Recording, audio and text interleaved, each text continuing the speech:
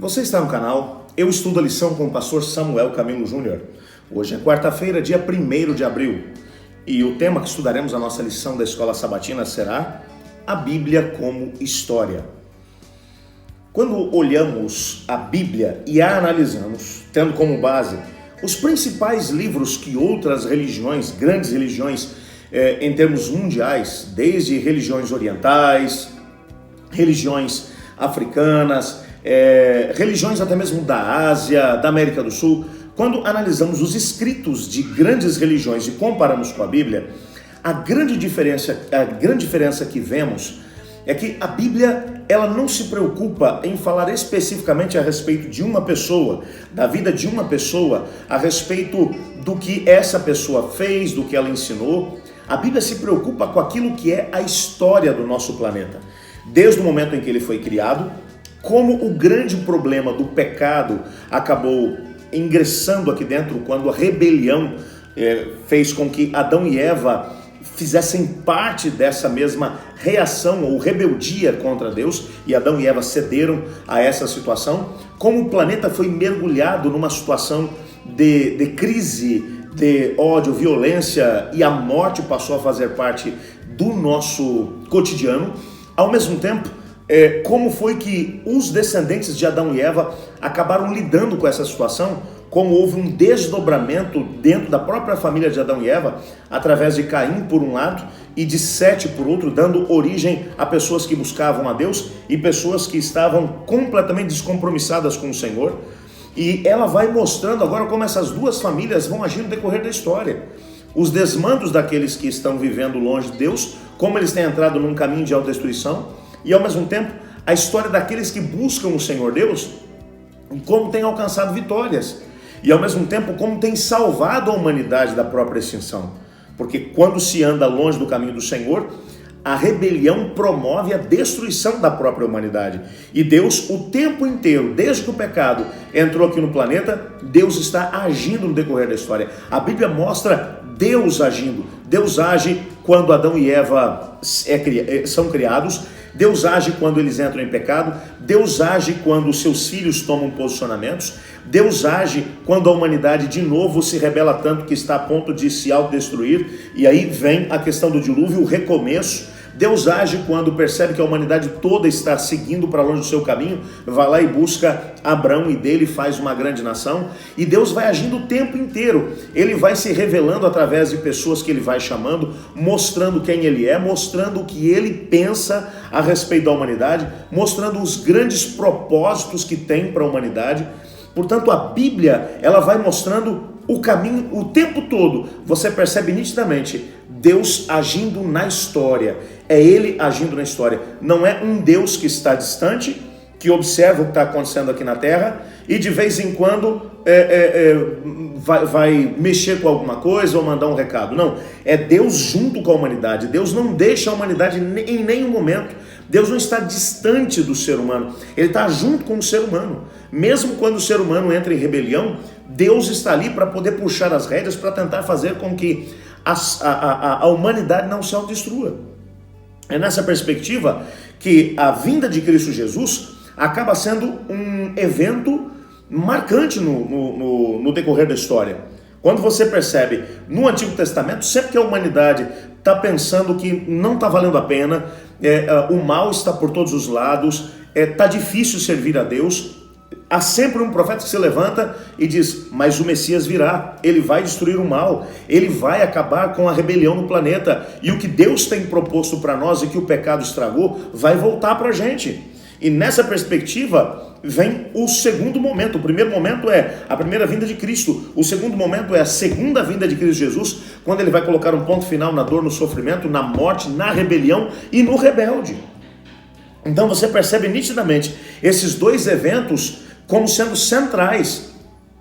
Os livros históricos, eles vão mostrando Deus agindo na história e em pontos-chave, essas duas predições, elas vão aparecer. Sempre que a humanidade está pensando em desistir, vem um profeta e vai de alguma maneira mostrar, olha, não se esqueça, para o Antigo Testamento, Jesus virá, ele vai nascer, ele vai pagar o preço pelos pecados.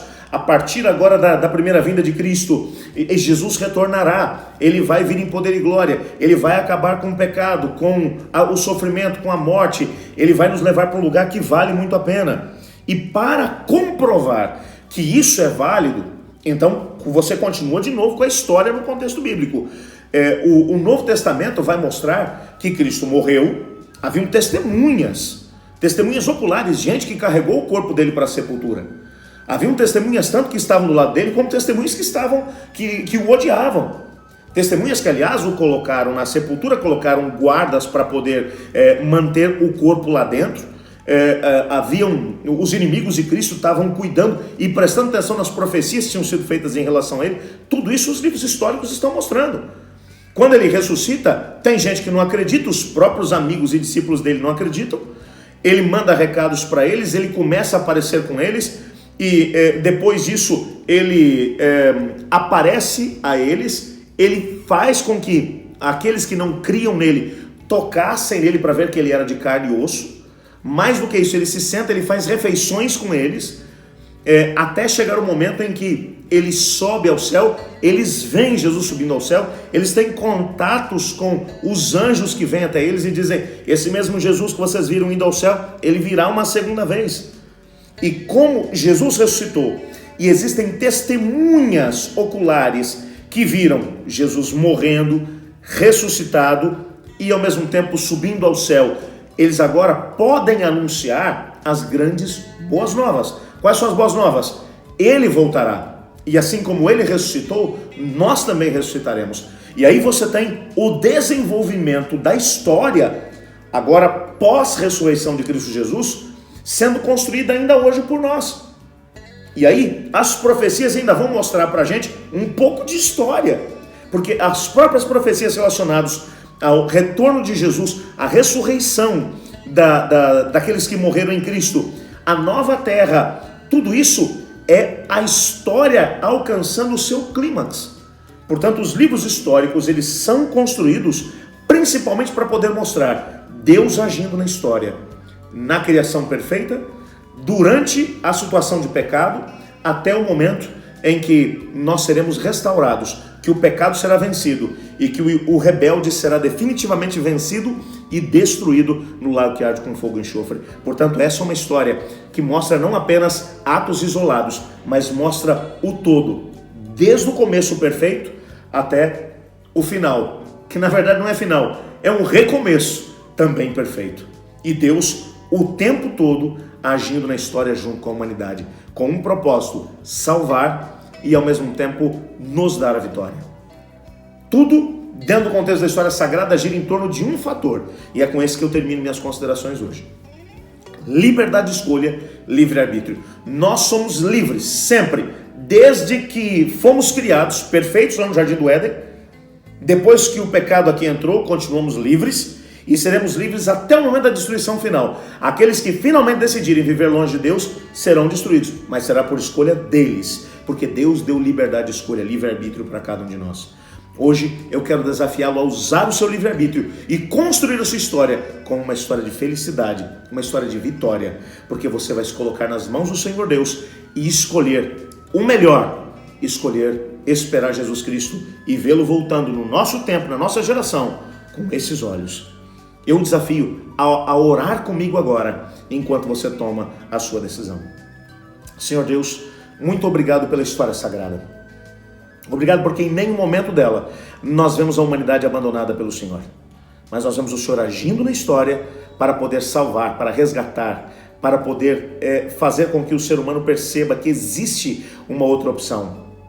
Ajuda-nos hoje a escolhermos bem, a escolher estar ao lado do Senhor, para que quando Cristo voltar nós tenhamos a possibilidade de olhar para Ele e dizer: esse é o nosso Deus a quem aguardávamos e Ele nos salvará. Na sua salvação nos alegraremos. Por favor, Pai, ajuda-nos a viver isso hoje, pois em nome de Jesus que oramos. Amém.